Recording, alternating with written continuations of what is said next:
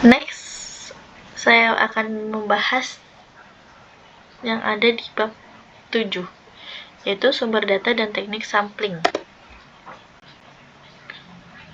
Pengertian sumber data. Sumber data dalam penelitian adalah subjek tempat data diperoleh atau diambil. Apabila peneliti menggunakan kuesioner atau wawancara untuk mengumpulkan data, maka sumber data disebut responden, yaitu orang yang merespon atau menjawab pertanyaan peneliti, baik pertanyaan lisan maupun tulisan. Dan apabila penelitian menggunakan teknik observasi, maka sumber datanya bisa berupa benda, gerak, dan peristiwa.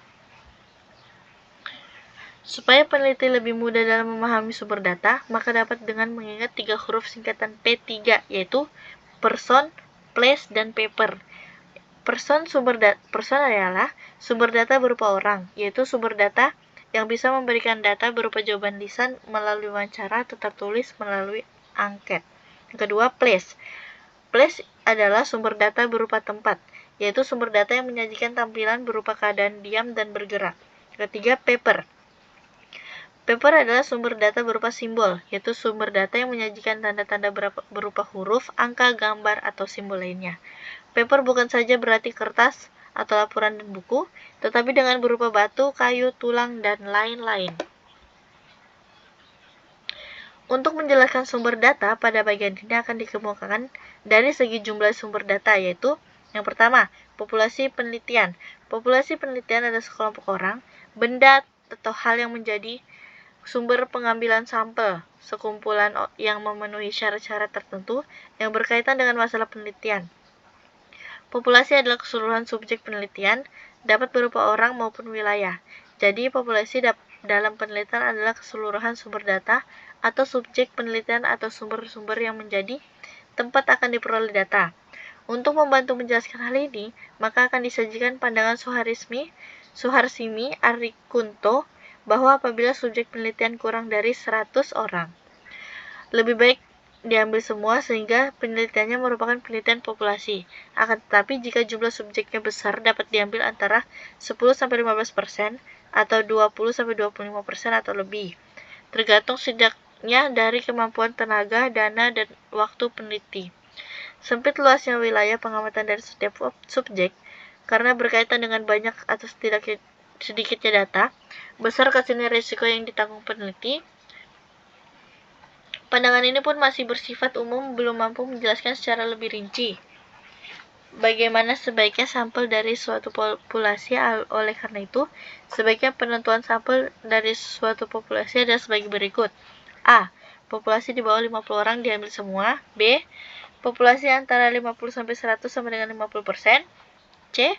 Populasi antara 100-300 sama dengan 25%. D. Populasi antara 300-500 sama dengan 10-20%. E. Populasi 500 ke atas diambil 5-15%. Yang kedua, sampel. Sampel adalah sebagian dari populasi penelitian atau contoh dari keseluruhan populasi penelitian. Sampel adalah sebagian atau wakil populasi yang diteliti. Penelitian sampel dilakukan apabila kita bermaksud untuk menggeneralisasi hasil penelitian. Bagaimana cara mengambil atau menentukan sampel penelitian? Cara menentukan sampel penelitian disebut teknik sampling. Sebelum membicarakan tentang teknik sampling, terlebih dahulu akan dikemukakan beberapa petunjuk untuk mengambil sampel, yaitu yang pertama, menentukan luasnya daerah generalisasi, kemudian baru menentukan sampelnya.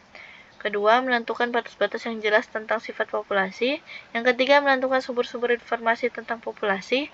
Yang keempat, menetapkan besar kecilnya sampel. Dan kelima, menentukan teknik sampling. Secara garis besar, teknik sampling dibagi ke dalam dua kategori, yaitu sampling yang pertama ada sampling probability, yaitu teknik pengambilan sampel yang memberi kesempatan sama kepada setiap orang anggota populasi untuk dapat dipilih sebagai anggota sampel. Jenis teknik sampling tersebut adalah random sampling. Teknik random sampling adalah pengambilan sampel secara random atau tanpa pandang bulu. Yang kedua, proportional stratified random sampling. Teknik proportional stratified random sampling adalah sampel yang terdiri dari sub-sub sampel yang perimbangannya mengikuti perimbangan subpopulasi. Jadi, proporsional sampel adalah populasi yang tersebar dalam subpopulasi atau bagian dari populasi atau daerah populasi. Maka setiap subpopulasi harus diwakili oleh sampel. Ketiga, disproportional stratified random sampling. Teknik yang digunakan ini menentukan jumlah sampel yang populasinya berstrata, tetapi tidak berproporsional atau tidak berimbang atau tidak sama jumlah masing-masing strata. Yang keempat, cluster sampling atau area sampling, yaitu teknik cara menentukan sampel dengan membagi-bagi daerah atau wilayah yang luas ke dalam wilayah yang lebih kecil atau sub-sub wilayah. Yang kedua, non-probability sampling. Teknik pengambilan sampel yang tidak memberikan kesempatan yang sama dengan setiap anggota populasi untuk dipilih menjadi anggota sampel. Jenis teknik sampling tersebut adalah A. Kuota sampling. Kuota sampling berarti penjatahan. Penentuan penjatahan populasi yang memenuhi syarat ini dilakukan setelah pengumpulan sejumlah subjek penelitian yang diambil dari wilayah populasi, kemudian setelah dianggap memadai ditentukan jatuh sesuai kebutuhan.